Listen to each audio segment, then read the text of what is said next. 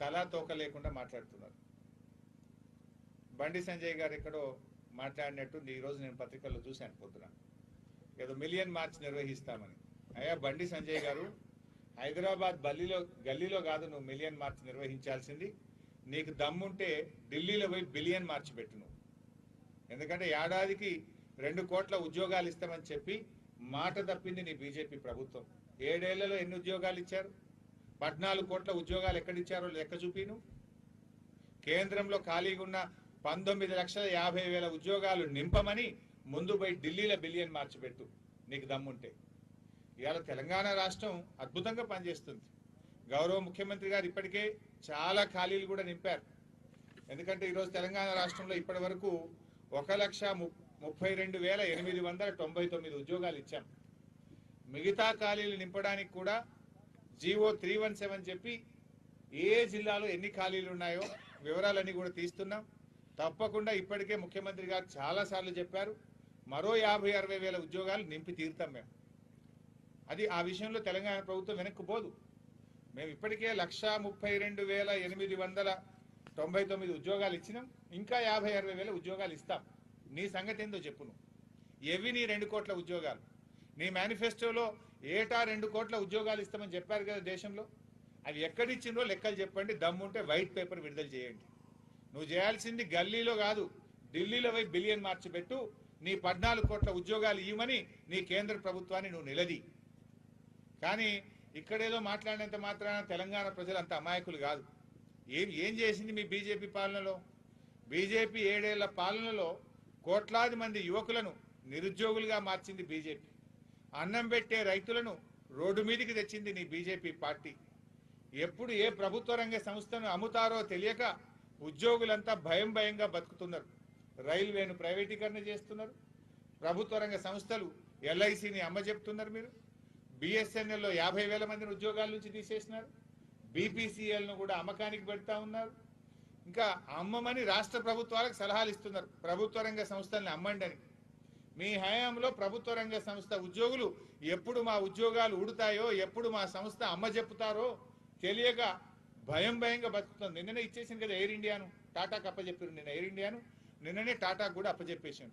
అంటే ఎప్పుడు ఎవరు ఉద్యోగం పోతుందో తెలియని పరిస్థితి వచ్చింది నీ బీజేపీ హయాంలో. ఈరోజు ప్రజాస్వామ్యాన్ని ఖూనీ చేస్తున్నది బీజేపీ. మీరు ఐఏఎస్లను మీ ఇష్టం ఉన్నట్టు తీసుకుపోతామంటే రాష్ట్రాలకు అధికారాలు ఉండయా? రాష్ట్రం మంచి ఐఏఎస్ నువ్వు పట్టుకోకపోతే మరి రాష్ట్రంలో ప్రజలు లేరా?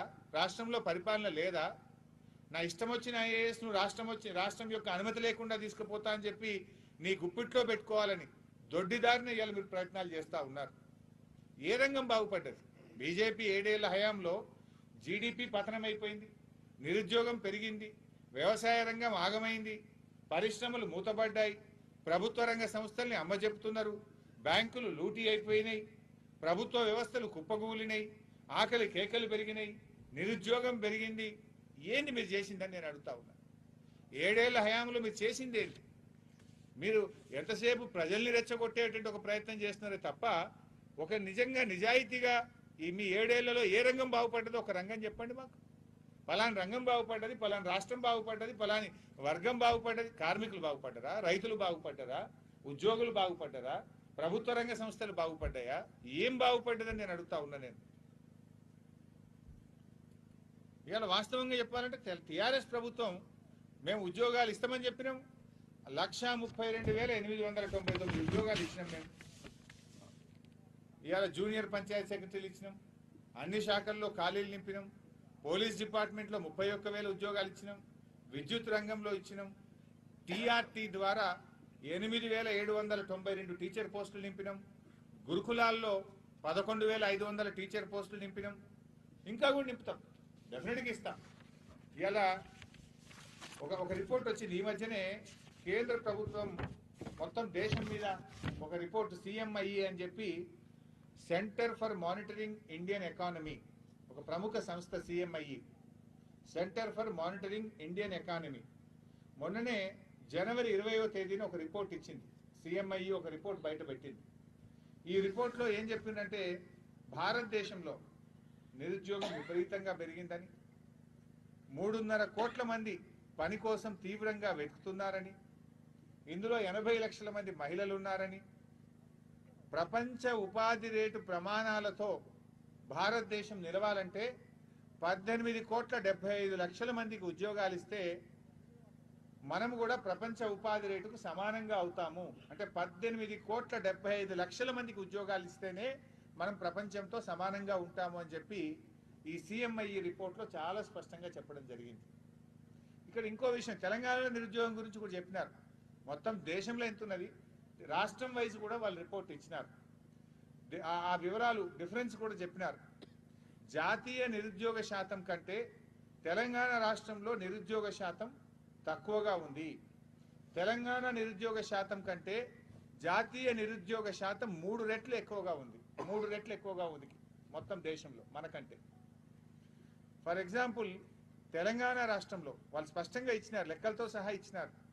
తెలంగాణ రాష్ట్రంలో నిరుద్యోగుల యొక్క పర్సెంటేజు 2.2%. మొత్తం దేశంలో ఉండేటువంటి నిరుద్యోగుల శాతం 7.91%. అంటే మరి ఎక్కడున్నది చెప్పాలి మా బండి గారు.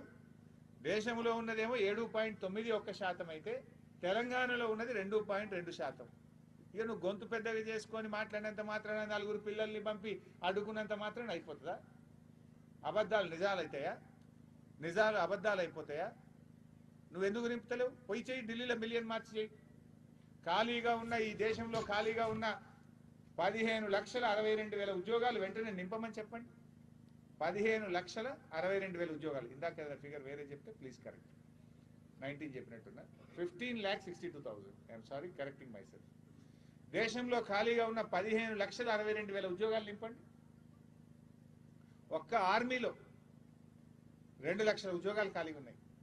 సెంట్రల్ పోలీస్ కానీ, దేశంలో ఉండేటువంటి డిఫెన్స్, నేవీ కానీ, ఆర్మీ కానీ, ఎయిర్ ఫోర్స్లో 2 లక్షల ఉద్యోగాలు ఖాళీగా ఉన్నాయి, అవి నింపండి. రైల్వే శాఖలో 3 లక్షల ఉద్యోగాలు ఉన్నాయి, అవి నింపండి. ఎందుకు నింపుతలేరు రైల్వేలో? ఇంకా పెద్ద జోక్ చెప్పాలి. రైల్వేలో 2019 ఫిబ్రవరిలో ఒక నోటిఫికేషన్ ఇచ్చింది. మనం ఇప్పుడు ఎక్కడున్నాం? మనం 2022. 2019 ఫిబ్రవరి, 2 ఏళ్ళు దాటింది. 2019 ఫిబ్రవరిలో రైల్వే డిపార్ట్మెంట్లో 1,03,769 ఉద్యోగాలు నింపుతామని ఒక నోటిఫికేషన్ ఇచ్చారు. 1,03,769 ఉద్యోగాలు ఇస్తామని. ఇంతవరకు రిక్రూట్మెంట్ చేయలే. 2 ఏళ్ళు దాటింది మీరు నోటిఫికేషన్ ఇచ్చి. 2019 ఫిబ్రవరి 23వ తేదీన నోటిఫికేషన్ ఇస్తే ఈ రోజుకు రిక్రూట్మెంట్ మీరు కంప్లీట్ చేయలే. అంటే ఇప్పుడు ఎవరు నిరుద్యోగులను మోసం చేస్తున్నారు? ఈ 1,03,769 ఉద్యోగాలకు దేశంలో 1 కోటి మంది నిరుద్యోగులు అప్లై చేసుకున్నారు. 1 కోటి మంది ఎదురు చూస్తున్నారు. 1 కోటి మందిని మీరు మోసం చేస్తున్నారు. ఇలా మీరు నియామకాలు ఆపింది మీరు. ఖాళీగా ఉన్న 15,62,000 ఉద్యోగాల్ని నింపంది మీరు. మీరా మాట్లాడేది? అసలు నిరుద్యోగం ఈ దేశంలో ఎక్కువ ఉందా, రాష్ట్రంలో ఎక్కువ ఉందా? అసలు నిరుద్యోగుల గురించి మాట్లాడే నైతికత మీకున్నదా? దీనికి కారణం మీరు కాదా? ఉన్న ఉద్యోగాలు ఊడగొట్టి జీడిపి పతనమై పరిశ్రమలు మూతబడే పరిస్థితికి మీ పరిపాలన కాదా? మీ చేతగానితనం కాదా? దాని గురించి ఎందుకు మాట్లాడరు అని నేను అడుగుతా ఉన్నా.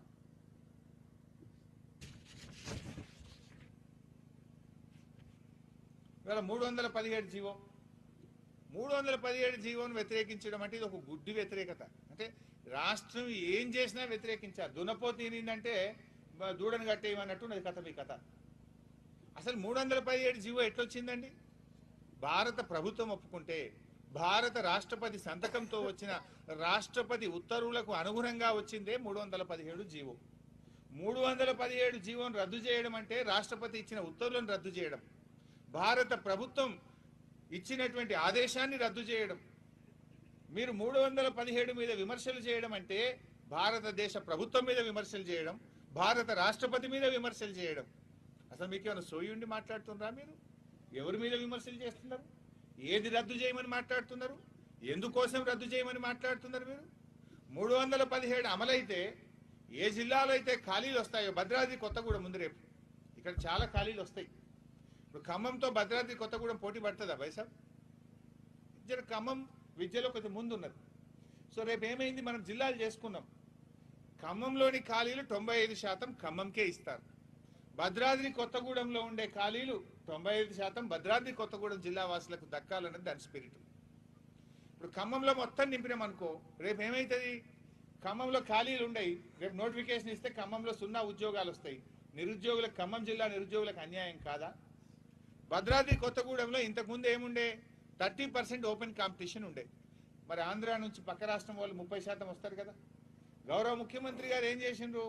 5% ఓపెన్, 95% లోకల్కే దక్కాలి, మా గిరిజనులకు దక్కాలి, మా స్థానికులకు దక్కాలి అన్నది ముఖ్యమంత్రి గారి సంకల్పం. ఇది తప్ప అంటే ఏంది? బీజేపీ వాళ్ళు ఏం చెప్పదలుచుకున్నారు? భద్రాద్రి కొత్తగూడెం ఉద్యోగాలు భద్రాద్రికి దక్కద్దని చెప్తున్నారా మీరు? మా గిరిజనులకు ఉద్యోగాలు దక్కద్దని చెప్తున్నారా మీరు? అంటే మీ రాష్ట్రపతి యొక్క ఉత్తర్వులను మీరు తప్పుపడుతున్నారా మీరు? భారత ప్రభుత్వం 317 జీవోకు మూలమైనటువంటి ఇచ్చిన రాష్ట్రపతి ఉత్తర్వులను మీరు తప్పుపడుతున్నారా మీరు? ఏం తప్పుపడుతున్నారు అంటున్నా. స్థానికులకు ఉద్యోగులు రావడం బీజేపీకి ఇష్టం లేదా? మీరు ఆలోచించాలి. నిరుద్యోగ యువతను కూడా నేను కోరుతున్నా. దేశంలో ఉన్న లక్షలాది ఉద్యోగాలను నింపంది వాళ్ళు, ఉద్యోగాలు ఉడగొడుతున్నది వాళ్ళు, ప్రభుత్వ రంగ సంస్థలను అమ్ముతున్నది వాళ్ళు. ఇవాళ రాష్ట్రం ఇప్పటికే 1,32,000 నింపి మిగతా 56,000 ఉద్యోగాలు నింపుదాము అంటే కోర్టులకు పోయి కేసులు పెడతారు, జీవో 317 రద్దు చేయమంటారు, అడ్డుకుంటారు. ఉద్యోగాలు ఇవ్వద్దు, యువతకు అన్యాయం చేయాలని చూస్తున్నది కూడా బీజేపీ. దీన్ని రాష్ట్రంలో ఉండే యువత, విద్యార్థులు కూడా నేను గమనించాలని కోరుతా ఉన్నా. బండి గారు మిలియన్ మార్చిని గల్లీలో, హైదరాబాద్ గల్లీలో కాదు ఢిల్లీలో పోయి బిలియన్ మార్చి పెట్టమని చెప్పి నేను డిమాండ్ చేస్తా ఉన్నా. ఢిల్లీలో పోయి డిమాండ్ చేయి, ఖాళీగా ఉన్న 15 లక్షల ఉద్యోగాలు నింపుమని చెప్పు, ఆర్మీలో నింపుమని, రైల్వేలో ఇచ్చిన నోటిఫికేషన్ ను త్వరితగతిన నియామకాలు పూర్తి చేయమని ధర్నా పెట్టు. నువ్వు ఏదో నువ్వు నోరుంది కదా అని చెప్పి గాయి చేసినంత మాత్రాన ఇక్కడ నమ్మే ప్రజలు ఎవరు లేరు. సిఎంఐ నేను చెప్తలేను కదా, CMI report, centre for monitoring Indian economy, ఇదొక స్వతంత్ర ప్రతిపత్తి కలిగిన స్వయం సంస్థ. క్రెడిబిలిటీ, దేశంలో బ్రహ్మాండమైన క్రెడిబిలిటీ ఉన్న సంస్థ. దేశం మొత్తం చేసి చెప్పిండ్రు తెలంగాణలో నిరుద్యోగం ఎంతున్నది, ఈ దేశంలో ఎంతున్నదో కూడా చెప్పారు కదా. దానికి మీ సమాధానం ఏంది అని చెప్పి కూడా నేను అడుగుతా ఉన్నా. సో ఇది కాకుండా నిరుద్యోగులతో పాటు ఎంతమందికి ఉద్యోగాలు ఇచ్చారు అది కూడా రాష్ట్రాల వైజ్గా ఈ కేంద్ర ప్రభుత్వం చెప్పే లెక్కలు. అంటే రాష్ట్ర జనాభా వర్సెస్ రాష్ట్ర జనాభాలో ఉద్యోగుల యొక్క శాతం, రాష్ట్రంలో ఉండే జనాభా, ఆ జనాభాలో ప్రభుత్వ ఉద్యోగుల శాతం ఎంత అనేది కూడా ఇది కేంద్ర ప్రభుత్వ గణాంకాల్లో ఉంటుంది. దీంట్లో చూస్తే మన తెలంగాణ రాష్ట్ర జనాభాలో ఉద్యోగుల యొక్క సంఖ్య శాతం 3%, 3% ఎంప్లాయీస్ ఉంటారు. అదే బీహార్లో అయితే 0.3%, ఉత్తరప్రదేశ్లో 1%, బెంగాల్లో 1.1%, గుజరాత్లో 1.1%, కర్ణాటకలో 1.2%, తమిళనాడులో 2%. రాష్ట్ర జనాభాలో ప్రభుత్వ ఉద్యోగుల శాతం. మరి అలా మన సౌత్ ఇండియాలోని తమిళనాడు కంటే, కర్ణాటక కంటే, ప్రధానమంత్రి గారి సొంత రాష్ట్రం గుజరాత్ కంటే, బెంగాల్ కంటే, ఇవాళ దేశంలోనే అతిపెద్ద రాష్ట్రమైన యూపీ కంటే, బీహార్ కంటే ఇవాళ ఎక్కువ ప్రభుత్వ ఉద్యోగాలు ఇచ్చింది తెలంగాణ రాష్ట్రం కదా. మరి మీ రాష్ట్రాల్లో నింపండి 3%. ఎందుకు నింపరు బీజేపీ పాలిత రాష్ట్రంలో? రాష్ట్ర జనాభాలో 3% ప్రభుత్వ ఉద్యోగులు ఉన్నారు, మీ రాష్ట్రాల్లో ఎందుకు లేరు? మీకు ఎక్కడిది ఉద్యోగుల మీద ప్రేమ? ఉంటే ఇవ్వండి 30% పిఆర్సీ. కేసీఆర్ గారు ఇవాళ 30% పిఆర్సీ ఇచ్చిండ్రు. పోయినసారి 43 ఇచ్చినాం, ఇప్పుడు 30 ఇచ్చినాం, 73% పిఆర్సీ ఇచ్చినాం. మీరెంత ఇచ్చిండ్రు? మీరు ఇచ్చింది 7.5%. 10 ఏళ్లకు మీరు 15% ఇచ్చిండ్రు, 5 ఏళ్లకు 7.5%. మీరు ఉద్యోగులకు ఇచ్చింది, మీరు ఇచ్చింది 7.5% పిఆర్సీ అయితే 30% పిఆర్సీ ఇచ్చింది టీఆర్ఎస్ ప్రభుత్వం, ముఖ్యమంత్రి కేసీఆర్. మేము గర్వంగా చెప్తున్నాం, భారతదేశంలో అతి ఎక్కువ జీతాలు వచ్చే ఉద్యోగులు ఎవరంటే తెలంగాణ రాష్ట్ర ప్రభుత్వ ఉద్యోగులు. ఏ రాష్ట్రంలో ఇస్తుంది? నీ కేంద్ర ప్రభుత్వ ఉద్యోగుల కంటే తెలంగాణ రాష్ట్ర ప్రభుత్వ ఉద్యోగుల జీతాలు ఎక్కువ. భారతదేశంలోని ఏ రాష్ట్రం కంటే తెలంగాణ రాష్ట్ర ప్రభుత్వ ఉద్యోగుల జీతాలు ఎక్కువ. నీకేదో ఉద్యోగుల మీద ప్రేమ ఉందని మాట్లాడుతున్నావు. పక్క రాష్ట్రం ఆంధ్రప్రదేశ్లో ఉద్యోగుల జీతాలు తగ్గినాయి, రోడ్డు మీదకి వచ్చింది మొత్తం. చెప్పండి దానికి సమాధానం. మీకేదో పెద్ద నిరుద్యోగుల మీద ప్రేమ ఉన్నట్టు, మీకేదో ఉద్యోగుల మీద ప్రేమ ఉన్నట్టు. నిరుద్యోగుల ప్రేమ ఉంటే 15 లక్షలు నింపు ఉద్యోగాలు. ఉద్యోగుల మీద ప్రేమ ఉంటే తెలంగాణ ముఖ్యమంత్రి గౌరవనీయులు కేసీఆర్ గారు ఇచ్చినట్టు ఈ 30% పిఆర్సీ. మాటలు చెప్పడం కాదు కదా. మీరు ఎంతసేపు సంస్థలు అమ్ముడేనే. ఇలా ఎంతమంది ఉద్యోగులు రోడ్డు మీద పడ్డారు? బిఎస్ఎన్ఎల్లో 50,000 మంది పడ్డారు. ఎల్ఐసి ఉద్యోగులు బిక్కుమని ఎప్పుడు రోడ్డు మీద పడతామో నిద్ర పట్టని పరిస్థితిలో ఉన్నారు. ఐడిబిఐతో సహా దాదాపు 2 ప్రభుత్వ బ్యాంకులను కూడా ఇలా ప్రైవేట్ పరం చేసే ప్రయత్నంలో ఉన్నారు. మీరు ఎంతో వేలాది మంది ఇలా రోడ్డు మీద పడుతున్నటువంటి పరిస్థితి ఉంది. విచ్చలవిడిగా ప్రభుత్వ రంగ సంస్థలు అమ్మడం ద్వారా దాదాపు 2.5 లక్షల మంది ప్రభుత్వ రంగ సంస్థ ఉద్యోగులు ఇలా వీధిన పడ్డారు. ఇది మీ ఘనత. ఉన్న ఉద్యోగాలు ఊడగొట్టిన వాళ్ళు మీరైతే 132,000 ఉద్యోగాలు ఇచ్చింది మేము. ఇంకా మరి ఎవరేందిగా? నీ దగ్గర 15 లక్షలకు పైగా ఖాళీలు ఉన్నాయి, తెలంగాణలో ఉన్నాయి 60-70 జీవో 317 అయిపోగానే ఒక్క ఖాళీ లేకుండా నింపుతామని ముఖ్యమంత్రి గారు చెప్పిండ్రు. కానీ మీరు గోబల్స్ ప్రచారం, ఒక అవాస్తవాలని చెప్తూ ఇలా ప్రజల మీద చేస్తూ ఉన్నారు. ప్రభుత్వ రంగ సంస్థలు ప్రైవేట్ పరం చేయడం వల్ల మా ఎస్సీ ఎస్టీ ఓబీసీలకు తీవ్రమైన అన్యాయం జరుగుతూ ఉంది. ఇలా ఒక అంబానీకో ఒక టాటాకో ఒక రిలయన్స్ చేతులకు పోయిన తర్వాత రేపు రిజర్వేషన్ ఉంటుందా? ఎయిర్ ఇండియా పోయి ఇలా టాటా చేతిలో పడ్డది. ఇంతకుముందు ఎయిర్ ఇండియాలో ఒక పైలట్ ఉద్యోగమో ఒక ఎయిర్ హోస్టెస్ ఒక మెకానిక్ ఉద్యోగాలు పడితే మాకు ఎస్సీలకు రిజర్వేషన్ ఉండే, ఎస్టీలకు రిజర్వేషన్ ఉండే, ఓబీసీలకు రిజర్వేషన్ ఉండే, మహిళలకు రిజర్వేషన్ ఉండే. రేపు టాటా ఉద్యోగ నియామకాలు చేస్తుంది, రిజర్వేషన్ ఉంటుందా? అంటే మీరు ప్రభుత్వ రంగ సంస్థలు అమ్మి మా ఎస్సీ ఎస్టీ బీసీల నోట్లో మట్టి కొడుతున్నటువంటి ప్రభుత్వం ఇవాళ బీజేపీ ప్రభుత్వం. దీనికి మాట్లాడరు ఎందుకో బండి గారు, మీ గొంతు ఎందుకో మూగబోతుంది. దీనికి మీరు ఇచ్చే సమాధానం ఏంటి? ఎస్సీ ఎస్టీ ఓబీసీలకు మహిళలకు ఇవాళ ప్రభుత్వ రంగ సంస్థలు అమ్మి తీవ్రమైన అన్యాయం చేస్తున్నటువంటి ప్రభుత్వం ఇవాళ బీజేపీ ప్రభుత్వం. ఇవాళ ఎస్సీ ఎస్టీల హక్కులు కాలరాస్తున్నటువంటి ప్రభుత్వం ఇవాళ బీజేపీ ప్రభుత్వం. అసలు మీరు ఏంది భయ్? యువతకు ఉద్యోగాలు ఇస్తామంటే ఒప్పుకోరు. తెలంగాణ ప్రభుత్వం మా పిల్లలకు ఎస్సీ ఎస్టీ ఓబీసీ పేద పిల్లలకు ఇంగ్లీష్ మీడియంలో చదువు చెప్తామంటే మీకు నచ్చది. దళిత బంధు చేస్తామంటే వద్దంటారు. ఏదైనా మీరు అసలు దళిత బంధు వద్దంటారేంటి ఎవరన్నా? పిల్లలకు ఇంగ్లీష్ మీడియంలో చదువు చెప్తామంటే బీజేపీ నాయకులకు వచ్చిన నొప్పి ఏందో నాకు అర్థం కాదు. పిల్లలకు ఉద్యోగాలు ఇస్తామంటే జీవో 317 వద్దంటారు. అసలు మీరు ఏది? ఇందాక నేను అన్నగా దున్నపోతినిందంటే దుడ్డని కట్టే అన్నట్టు, దుడ్డని కట్టేయమన్నట్టు కథ లేదు. గుడ్డి వ్యతిరేకత.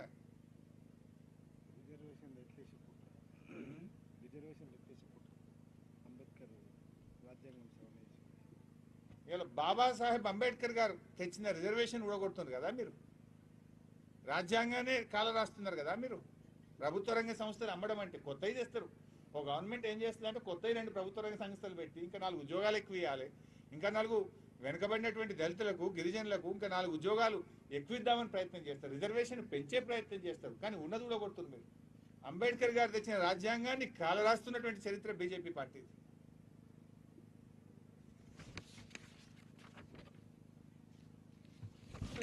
బీజేపీ వాళ్ళు మేమేందో చేసినామంటారు. మేము చేసింది అంతా ఇంత కాదు. ఏం చేసిండ్రండి మీరు? మా గిరిజన యూనివర్సిటీ ఎందుకు ఇవ్వలేదు? మా బయ్యారం ఉక్కు ఫ్యాక్టరీ వస్తే ఖమ్మం జిల్లా నిరుద్యోగ యువతకు ఉద్యోగాలు దొరకకపోతుండేనా? ఎన్నిసార్లు ముఖ్యమంత్రి కేసీఆర్ గారు, మా నామానాగేశ్వరరావు గారు పార్లమెంట్లో నిలదీసిండ్రు, ప్రధానమంత్రి గారికి దరఖాస్తు పెట్టిండ్రు. ఎటువై మా బయ్యారం ఉక్కు ఫ్యాక్టరీ?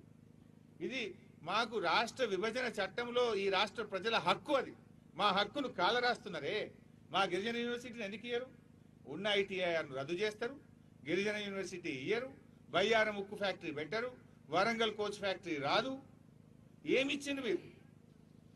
మీరే చెప్తారు మేము ఇంత చేసినాం. అది చేసిర్రు. ఏం చేసిర్రంటే 7.5 సంవత్సరాల బీజేపీ ప్రభుత్వంలో దేశంలో కొత్తగా 7 ఐఐఎంలు తెస్తే తెలంగాణకి ఇచ్చింది 0.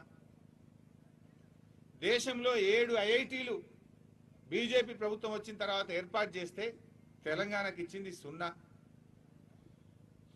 ఐఐఎస్ఈఆర్ ఇవి దేశంలో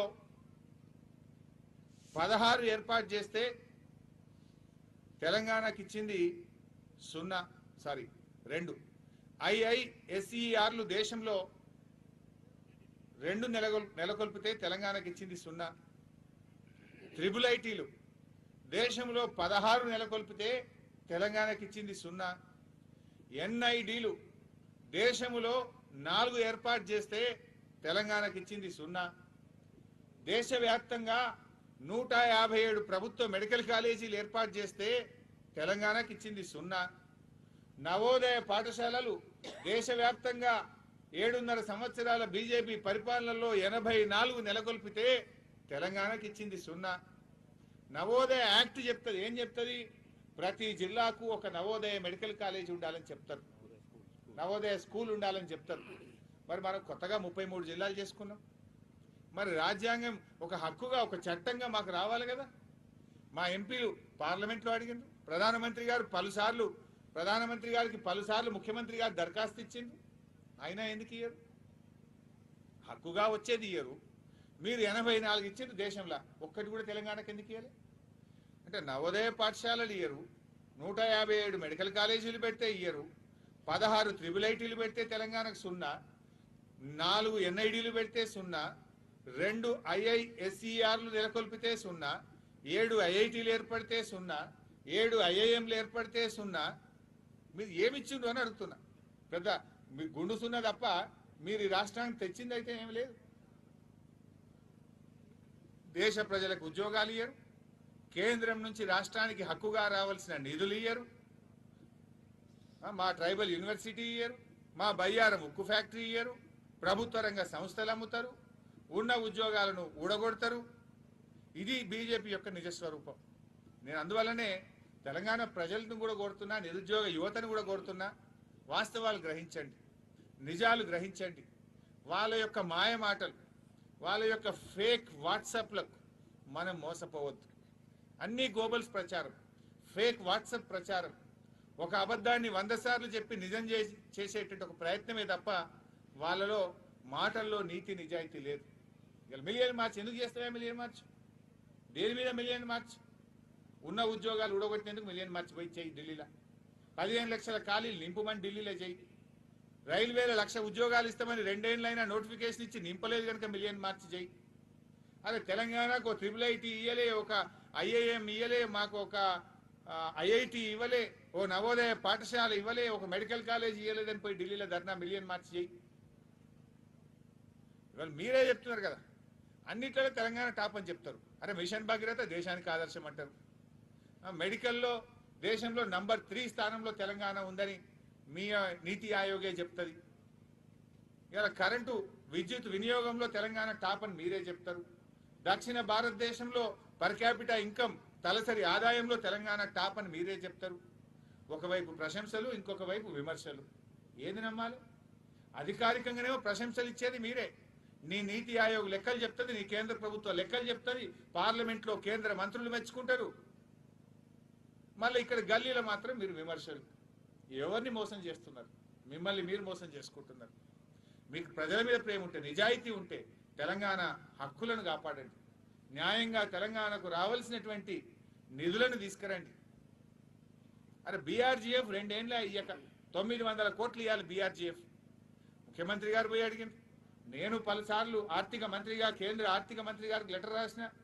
2 ఏళ్ల నుంచి రాష్ట్రానికి రావాల్సిన బీఆర్జీఎఫ్ నిధులు 900 కోట్లు ఇవ్వాలి, మీరు ఆపిందే.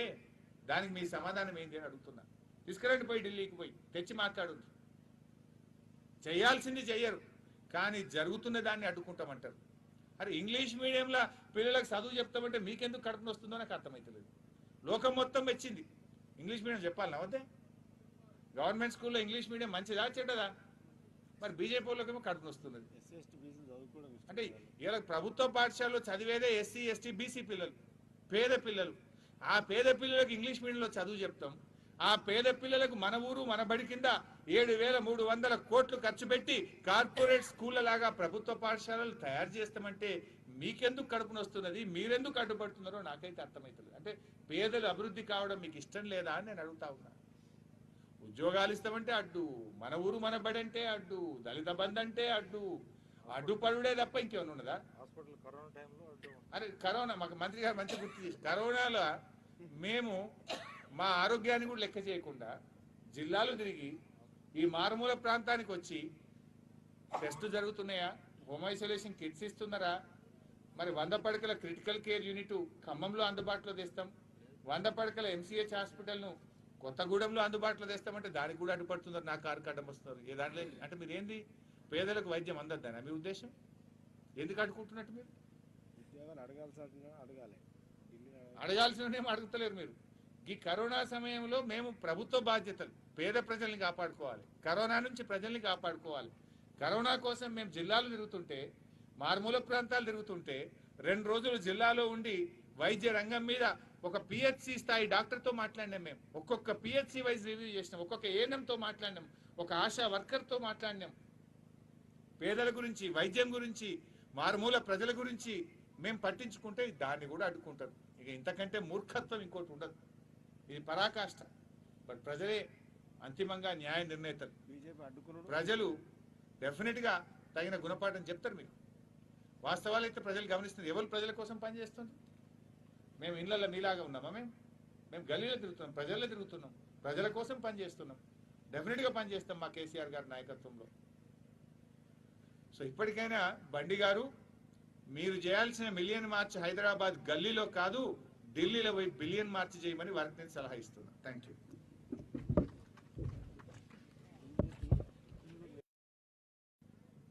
థియేటర్